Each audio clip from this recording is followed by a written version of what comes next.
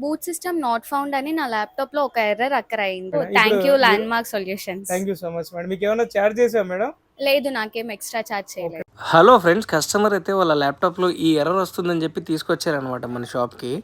ఈ ఎర్రర్ అర్థం ఏంటంటే హార్డ్ డిస్క్ ఫెయిల్యూర్ అయిందని అనమాట. 99% హార్డ్ డిస్క్ ఫెయిల్యూర్ అయితేనే ఆ ఎర్రర్ వస్తుంది. కానీ మనం ఏం చేసామంటే ఒకసారి చెక్ చేద్దాం అన్నట్టుగా ఎక్స్టర్నల్గా ఎన్విఎంఈలో పెట్టి ఎన్క్లోజర్లో కనెక్ట్ చేసి చూస్తే అది వర్క్ అవుతుందన్నమాట.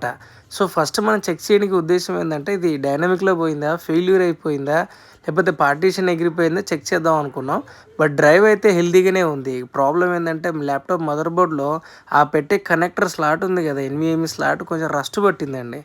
మనం నీట్గా క్లీన్ చేసి మళ్ళీ దాన్ని యాజిటీస్గా ఫిట్ చేసి ఆన్ చేసి చూద్దాం అన్నట్టు ఆన్ చేసాం అనమాట. వర్క్ అవుతుంది. సో బ్యాటరీ ఎర్రర్ వచ్చింది, ఆన్ అయిపోయింది. సో ల్యాప్టాప్లో నో ప్రాబ్లం. మీకు ఏదైనా హలో రిక్వైర్మెంట్ మేడం. ఉంటే కాంటాక్ట్ హలో అవ్వండి. సార్. ఇప్పుడు ప్రాబ్లం దేని మీద వచ్చారు మేడం మీరు?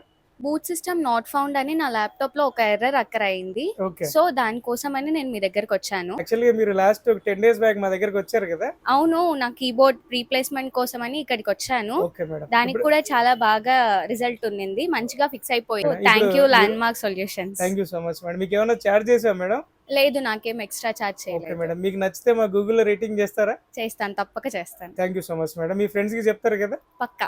Thank you madam.